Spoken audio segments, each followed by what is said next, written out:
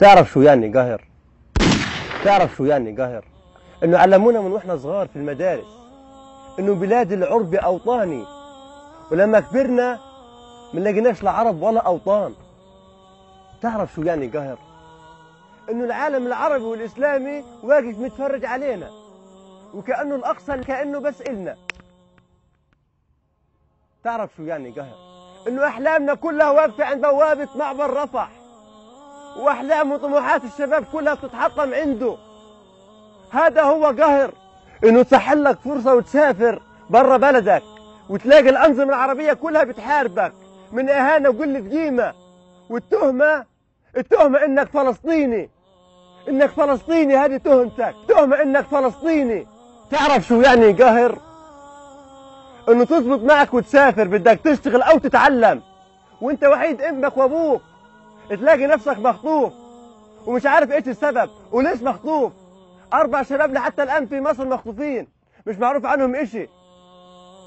هذا هو قهر، انه تلاقي القنوات العربية بيحكوا عن شهدائنا قتلى وضحايا، وتلاقي خريطة فلسطين مكتوب عليها إسرائيل بالخط العريض.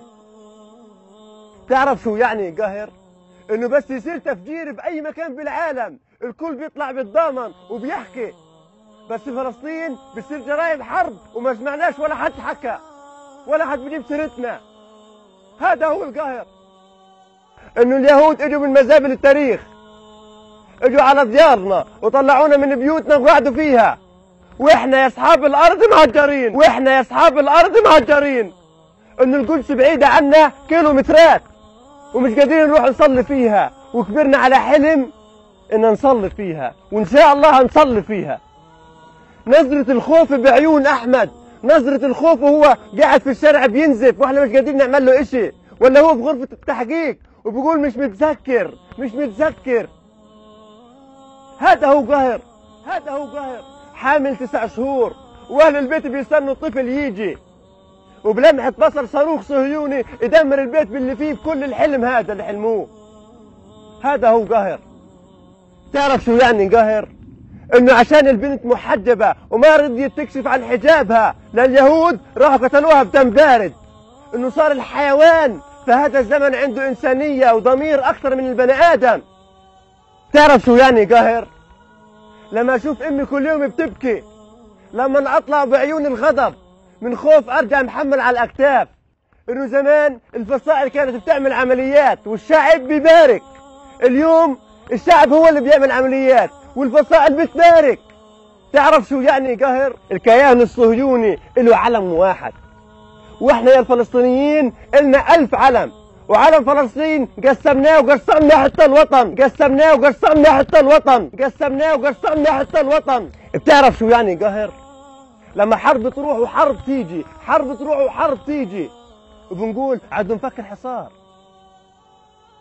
والحصار لحتى الآن ما نفكش، بل بالعكس الوضع بيصير أكثر من قبل. هذا هو القهر، إنه كل هالدم اللي بيسيل في أرضك وكل الشهداء اللي بتروح ولسه الدم ما وحدنا، ولسه بنقاتل بعض وبنحارب بعض، وبنقول هذا الشهيد من حزبي، لا هذا الشهيد من حزبك، لحتى الآن بنحارب بعض. هذا هو القهر. تعرف شو يعني قهر؟ انه حكينا كثير عن اوجاعنا وعن الامنا وعن مشاكل الناس البسيطة، ولحتى الان ما فيش اشي تغير. قلوبهم اتحجرت، قلوبهم يبست، ولحتى الان ما حدش عمل اشي. لكن مش هنيأس وهنتكلم، لانه لسه في امل، لسه في امل. بتعرف شو يعني امل؟ تعرف شو يعني امل؟ انه ربنا اللي وعدنا بالنصر من عنده. تعرف شو يعني امل؟ انه طفل صغير بيواجه دبابه بحجر، هذا هو الامل. انه بنواجه المحتل اللي بسلاحه بسكين وحجر، هذا هو الامل. انه شباب فلسطين ضحت بحالها وبنات فلسطين ضحت بحالها فدا الوطن، لانه الوطن غالي، الوطن غالي. هذا هو الامل. انه ابن الشهيد في فلسطين بيمشي على درب ابوه الشهيد وبيكمل مشواره وبيستشهد فدا الوطن. رغم انعدام مقومات الحياة، رغم حرب ورا حرب، لسه الناس في فلسطين وفي غزة بيحبوا الحياة، بيحبوا الحياة وهيعيشوا عشان يصلوا في المسجد الأقصى إن شاء الله. ولسه في أمل. يعني المرابطين والمرابطات في المسجد الأقصى وإصرارهم وعزيمتهم رغم كل الإعدامات ورغم كل اللي بيصير، لسه الشباب بتطلع والشباب مستعدة تضحي في ذا الوطن. بتعرف شو يعني يا أمل؟ أم الشهيد، أم الشهيد بتودع ابنها بالزغاريد وبتقول روح يما في ذا الوطن، في ذا الوطن، في ذا الوطن، في ذا الوطن. عمره الأوطان ما تحررت بدون تضحيات، وعمره السجان ما تخلد ولا القيد دام.